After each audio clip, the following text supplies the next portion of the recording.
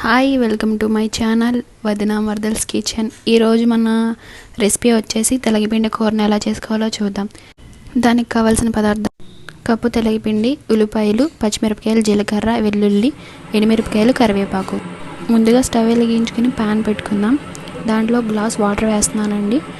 ఒక cup తెలగపిండికి 1 glass water వేసుకోవాలి. Heat అయిన వాటర్లో 1 టేబుల్ స్పూన్ సాల్ట్ వేసుకుంటున్నాను. వాటర్లో స్ప్రెడ్ అయ్యేలాగా ఒకసారి తిప్పుకుందాం. ఇప్పుడు వేసుకున్నాం కదా సాల్ట్, ఇంకా కర్రీలో వేసుకోక్కర్లేదు, ఇది సరిపోతుంది. వాటిని బాగా మరిగించుకోవాలి. ఇప్పుడు ఈ మరిగిన వాటర్లోకి ముందుగా కట్ చేసి పెట్టుకున్న ఆనియన్స్ వేసుకుంటున్నాను. అలాగే పచ్చిమిరపకాయలు కూడా వేసుకుంటున్నాను. సిమ్లో పెట్టుకుని 10 to 15 మినిట్స్ ఉల్లిపాయ ముక్కల్ని బాగా ఉడికించుకోవాలి. చూడండి, ఉల్లిపాయ ముక్క అనేది బాగా ఉడికింది. ఇప్పుడు దీంట్లోకి ముందుగా తీసుకున్నాను కదండి 1 కప్ తెలగపిండి, ఆ తెలగపిండిని దీంట్లో వేసుకుంటున్నాను. సిమ్లో పెట్టుకుని బాగా మగ్గించుకోవాలి. కరెక్ట్గా వాటర్ని తెలగపిండిని కొలతలతో వేసుకుంటే పొడి పొడిలాడుతూ ఉంటుందండి. దీంట్లో కొంచెం 1/2 టేబుల్ స్పూన్ పసుపు వేసుకుంటున్నాను. బాగా కలుపుకోవాలి.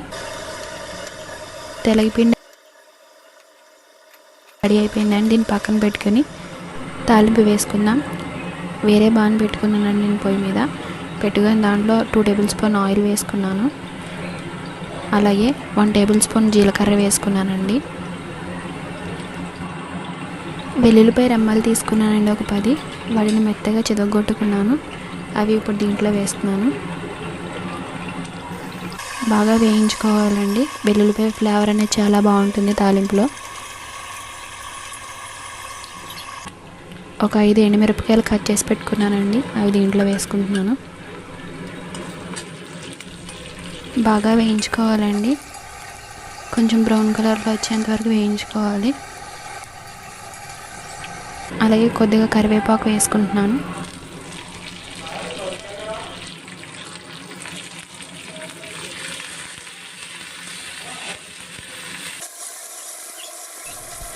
బాగా వేయించుకోవాలండి తాలింపు.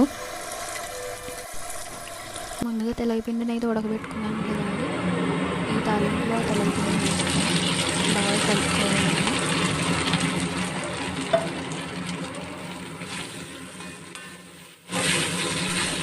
తెలగపిండిని తాలింపు కూడా రెండు కలిసేలా కలుపుకోవాలి. బాగా సిమ్లో పెట్టుకుని బాగా కలుపుకోవాలి.